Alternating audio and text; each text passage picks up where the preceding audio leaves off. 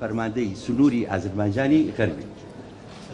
سەبارەت ئەم کۆبوونەوانە و لێک تێگەیشتانە و ئەم کۆنووسانێک کە ئیمزا ئەکرێت بە شێوەیەکی گشتی زیاتر باسی کارە فەنیەکان ئەکرێت. بۆ نمونە باس لەوە کراوە کە چۆن میکانیزمێکی باشتر دانێن بۆ ڕێگەگرتن لە هێنان و بردننی مادە هۆشبەرەکان و هەروەها هێنان و بردننی مادە کحولیەکان، هەروەها هاتوو چۆنەکردنی خەڵک بە شێوەیەکی ناسایی لە مەرزەکانەوە چ لەوانەوە بۆ ئێمە چ لە ئێمەوە بۆ ئەوان. باز لەوە کراوە کە ئەو شوێوەرانەی هاتوچۆ ئەەکەن لەوانەیە تووشی هەندێک کێشە بن، چ ئەمانەی ئێمە لە دیوی ئێران و چ ئەوانەی ئەوان لە دیوی ئێمە میکانیزمێدانراوە ئەوەی کە تووشی کێشە ئەبێ یاخو خوانە خواستە کارێک بەرامبەری ئەکرێکە ئاسایی نابێ پێویستە شکاتکە لە مرکزی شۆرتەکان و داواقیتکە هەردوو لا ملتەزمین بەوەی کە ئێمە متابعەی داواکانیان بکەین، چ ئەوانەی ئێمە لەوێ چ ئەوانەی ئەوان لە ئێمە. ئێوە ژەزانن ئێمە خەڵکێکی زۆرمانەیە لەسەر سنوورەکان، واجباتی ئێمە ئەوەیە کە بەرژەوەندی خەڵکانی خۆمان لە هەردوو لە سنوورەکان بپارێزین. بۆ نمونە مەڕووماڵات هەندێک جار تەجاوزی سنوورەکە بۆ لە وەرگاکان یاخود نزیکە بێتەوە لە سنوورەکان ئەوە کێشەیە بۆ ئەوان دروست دەکا و جاری وا هەیە دەست بەسەر مەڕووماڵاتەکانیان ئاگیرێ. ئێمە میکانیزمێکی وامان داناوە کە خەڵکەکانی هەردوو لا زەرمەند نەبێت لەو حاڵەتە، پەیوەندیەکی تەواو و میکانیزمێکی سەریعمان داناوە کە کۆمیسەرەکانی حدود چ لە سۆران چ لە سلێمانی لەگەڵ کۆمیسەرەکانی ئەوانە بتوانن بە تەلەفۆن ڕاکان بگۆڕنەوە بگەنە ئەنجامێکی باش بۆی خەڵکەکە زەرمەند نەبێت. هەندێک جاری وا هەیە لە سنوورەکانە کاری معمەلدا ئەنرێ یاخود غەسالاتی چەولمدا ئەنرێ یاخود ڕێگا دروست دەکرێ، هەندێک جار تەجاوزاتێک ئەبێ لەم دانیشتانە ئێمەدا ئەنیشین و مەحاولە ئەەکەین میکانیزمێدانێن حەلیکەین. بۆ نمونە لە سنوورەکانی قەڵازێ هەندێک ڕێگاوبان و شت دروست کراوە ئێمەوا تەسەوڕەکەین کە ئەوە تەجاوز بێ بڕیار وایە کە لیژنێکی مشترێکی فەنی دروست بێ، ئەو لیژنەیە نوێنەری هەیە چ لێرە چ لە بەغا چ لە ئێران ئەتوانین ئەو لیژنەیە دەرچێ بۆ ئەوێ سێری کابزانێ ئەو سنوورانە چۆنە کاملا تەجاوزی کردنەوە سەر کاملا. زیاتر ئەو ئیشانەی ئێمە فەنیە و ئێمە گەیشتونەتە لێک تێگەیشتنێک جگەل لەوەی کە ئێمە لەم کۆبوونەوەدا جارێکی تر گفتوگۆ لەسەر ئەو یادداشتانە ئەەکەین کە ئیمزامان کردووە، بزانین چیمان باش کردووە و چیمان نەتوانیوە باش بکەین و چ ڕێگەیەک باشە کە دانێ لە شەژمانی داهاتووە بۆ ئەوەی ئێمە کارەکانی خۆمان بە ئاراستەی ڕێگایکی ڕاستە بڕوە. ئەمە تەوەری گشتی کۆبوونەوەکان بوو بە شێوەیەکی گشتی.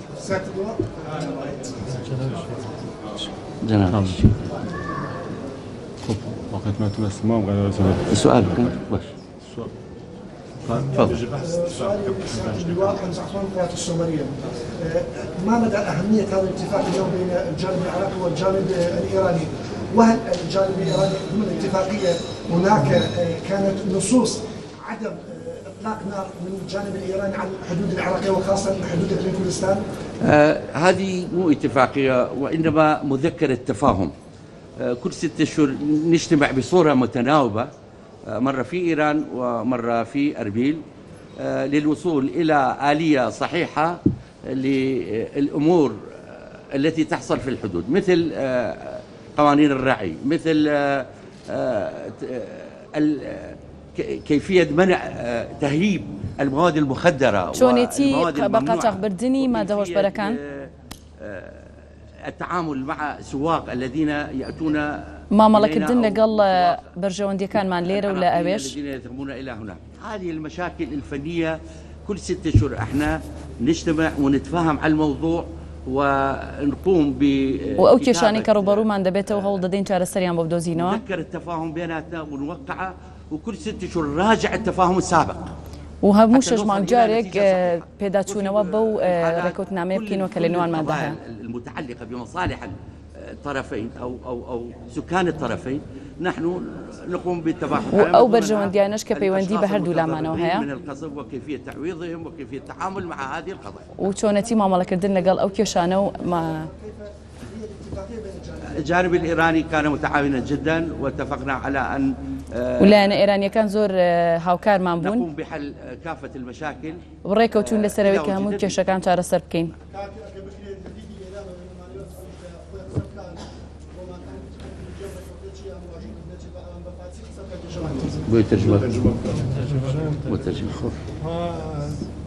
سوال شنين هو من خمس وجه نظر جناب آقای عباسی فرمانده نیروهای مرزبانی آذربایجان غربی این مسئله را بشنویم. چه مسئله ای؟ مسئله بمباران نظر خودتان. بسم الله الرحمن الرحیم. من اول لازمه در رابطه با موضوع جلسه ای که در شهر اربیل تشکیل شده خدمتتون عرض بکنم. همانطور که همتای عزیزم جناب آقای شیرکو هم فرمودن در اجرای مفاد صورت جلسات بین مرزبانان دولت جمهوری اسلامی لبین سنوردارانی ایران و عراق دا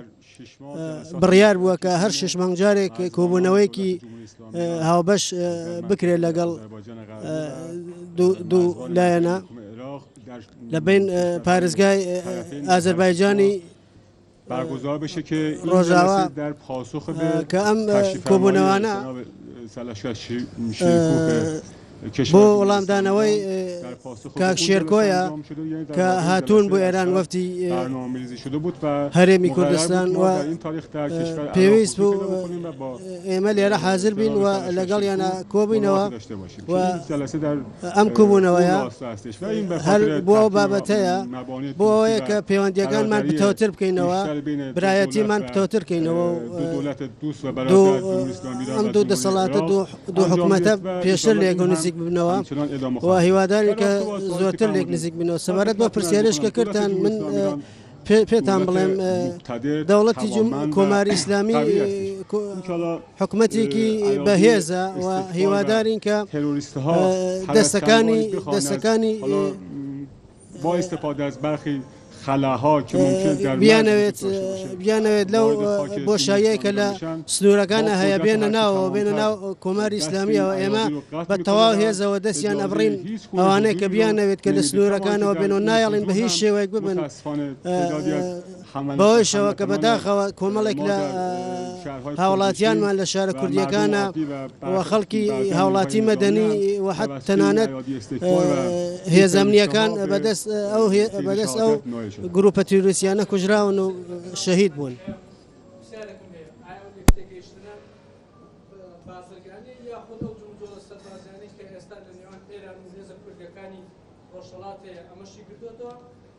ئێمە فەرماندەی سنووری کارەکان فەرمیە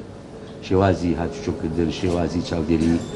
مەرزەکان هاتوچۆنەکردنی خەڵک بە شێوازێکی ناسایی ئەو کەسانەی کەوا ئەگیرێن و شێواز و میکانیزمی تەسلیمکردنەوەیان چۆن بێت ئەو سایقانەی کە هاتوچۆی ئەوێ ئەکەن تووشی کێشەیە من لەوانەیە خەڵکێک چی ئێمە لەوێ چی ئەوان لێرە شتێکیان بەرامبەر بکە جۆنێتی پاراستنی مافی ئەوانەی هەردوو لە و دانانی میکانیزمێ لەو شانەی ڕۆژانە ڕۆیە واتە جاری وایە حادیسەیەک ڕۆیە ئەمە ناتوانانی کۆبینەوە کۆمیسەرەکانمان تەلەفۆنیان هەیە ئەو تەلەفۆنانە لا یەکترێ بەردەوام کراوەیە ئەتوانین چارەسەری کێشەکان بکەن بۆ ئەوەی گەورە نەبێت زیاتر ئێمە لەو لێک تێگەیشتنا ئەو شتە فەنیانە بازەکەین و میکانیزمێکدا ئەنێین هەموو جارێ باشتر بێ بۆ ئەوەی ئێمە کارەکانمان ئەنجام هێرش با قسە بکە لێستادا باز دەکرێت لە منتیقەی سوهێل و منتیقەی هەورامانیش لە سنووری لێوان هەرێمی کوردستان و ئێراندا وڵاتی ئێران هاتووە نێو خاچێری کوردستان و گوایە بۆ خامی داناوە و زانیاریەکان هەیە کە داژ لاوە هەتا ئێستەوە بە دۆدەستا بۆ کردەوە چیەوە ئەوە ڕوویدا و حاڵەتە ئێمە هەر شتێک ببێ کۆمیسەرەکانمان ئاگاداری یەکتریەکەنەوە و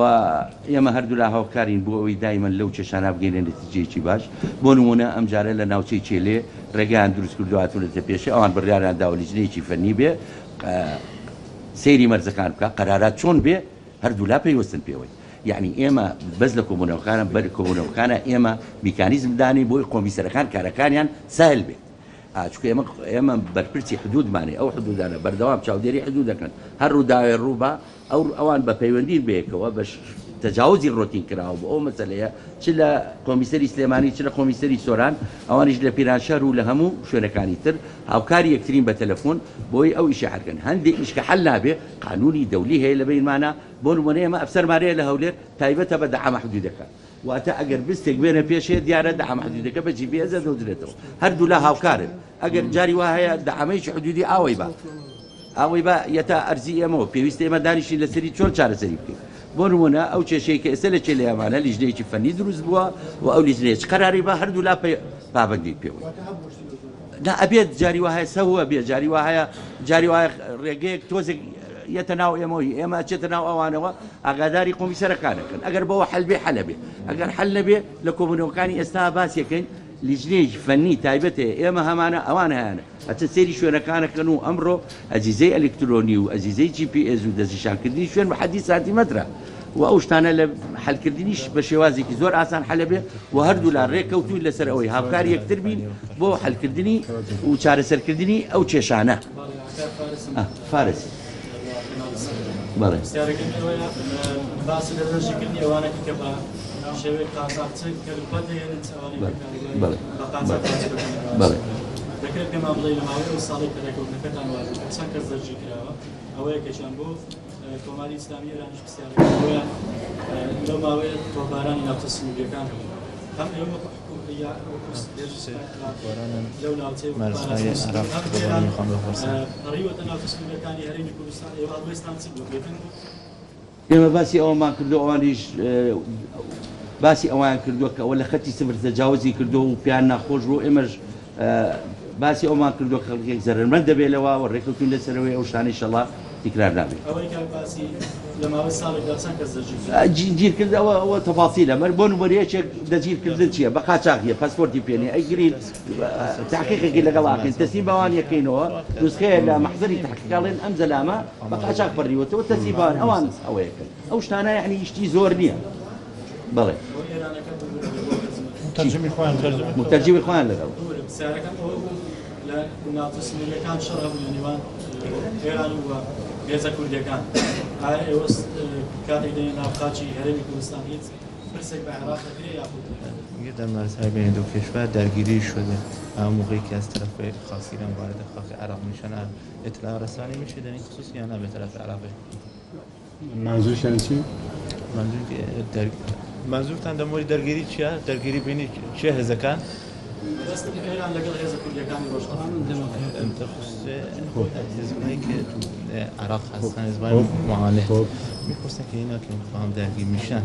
اینا که با کی درگیر میشن؟ با ایران با مثلا با معاند با ضد انقلابی‌ها میپرسن اینا که درگیر میشن وارد خاک عراق میشن و دستگیر میشن اطلاع رسانی میشه یا نه؟ خب من خدمتتون عرض بکنم که حالا درگیر میشن معمولا اینا عرض کردم من در جواب سوال قبلی وڵامی پرسیارەکەی پێشوو شاوتم خلاهای مردی که هست بەهۆی بۆشایی کە لە سنوورەکانە هەیە یانە ناو خاکی ئێرانەوە لە ڕێگەی ئێراقەوە یەن ئەو بۆشایەنش کە ئەبێتە باعیسەوەی کە پێکدادان دروست بێت نەیانتوانی ئەوانە ئەو هێزانە بڕۆنە دەرەوە هەر لەوێ داپرۆسراون و لەبێن براون ئەوەی کە بڵی ئەوانە مزاحمی خەڵکی خۆشەویستی ئێمە بن لە سنوورە کوردیەکان ناوچە کوردیەکان وڵامی ماوەیە کە بڵێ هەر کەسێک بێوێت لە سنوورەکانەوە بێتە ناو خاکی ئێرانەوە هێزەکانی ئێمە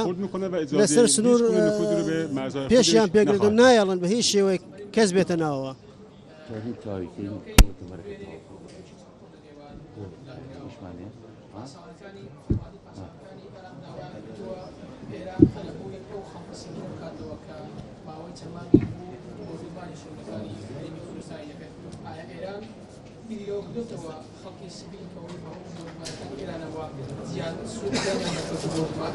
دیگه در خصوص بمبارانی که از طرف ایران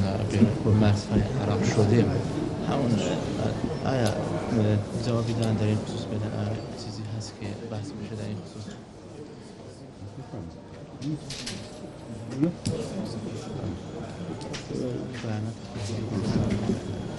من خدمت عزیزمون عرض کردم قبلا برای عزیز بەناوتم پێشتر وتم کە کۆماری ئیسلامی ئێران وڵاتێکی بەهێزە و هیوادارین کە هێزە تروریستەکان ئەوانەیەکەوە لایەنی دەرەکیەوە پێوەستن بیانەوێت لە سنوورەکانی دراوسەکانەوە بێنە ناو خاکی ئێرانەوە. ئێران وڵاتێکی بەهێزە لەگەڵەوانە بە شەدیدترین شێوە بە قورسترین شێوە ڕوبەڕوە بێتەوە.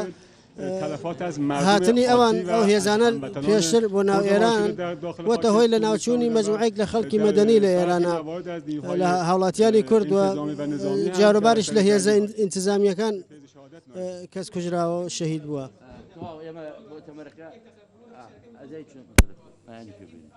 بەڵێ بەڕێزان ئەوەی بینیتان کۆنفرانسی هەواڵی